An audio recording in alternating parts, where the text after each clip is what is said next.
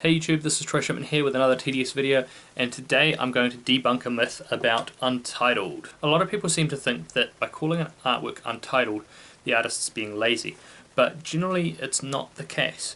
So in a lot of cases, an artwork doesn't have a title, not because the artist couldn't think of one, but because the artist intentionally wants you to place a title onto it for yourself, or they want you to come to the work with no previous ideas. So this began back in the 1940s and 1950s when abstract expressionism was coming about, and it led from psychological theory that we project our ideas onto things. So people like Carl Jung and even Sigmund Freud were creating these theories that what we understand is how we understand things in future, which makes sense. But what these artists wanted to do was they wanted to convey an idea that you had no prior conception of. So basically, if you come up to a painting and it says butterfly book, then you can automatically make the assumption of it's going to look like a book and it's going to have something to do with butterflies. But if you were to come up to the same work and it said Untitled there, you would then have to read into it and you might come to the same conclusion of it's a book about butterflies or it's a book and it's a butterfly. But you would come to that through actually thinking about the work and actually processing what it's about. Now, as I said, the abstract expressionists really embraced this, and this was because a lot of their work was based on abstract ideas. And so you have artists like Mark Rothko, Jackson Pollock, Willem de Kooning, all painting these things that don't necessarily represent anything physical, but they all should invoke an idea or a feeling of some kind. So if we look at Mark Rothko, a colour field painter, a lot of his paintings look like blocks of colour, just superimposed on top of each other. But what they're supposed to do is, because they're named Untitled or they're named after numbers, you come to it with a sense of,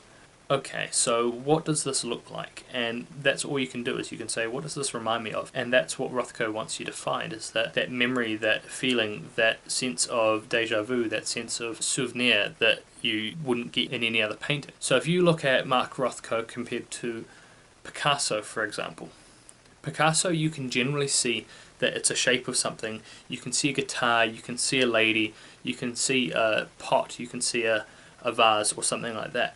Whereas if you look at a Rothko, there's just colour, and so it's purely based on the colour that you see and the colour that you understand that creates your impression of the work. So hopefully you guys now understand that having a work that's called Untitled isn't necessarily just some poncy art word. It actually has meaning and it actually has purpose.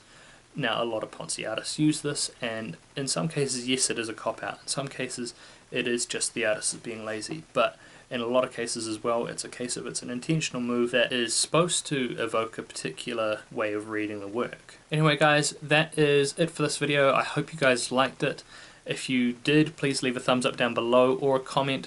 And if you haven't subscribed already, please subscribe up here or check out last week's video here. I will catch you guys in the next one, and I hope you have a good week. Bye!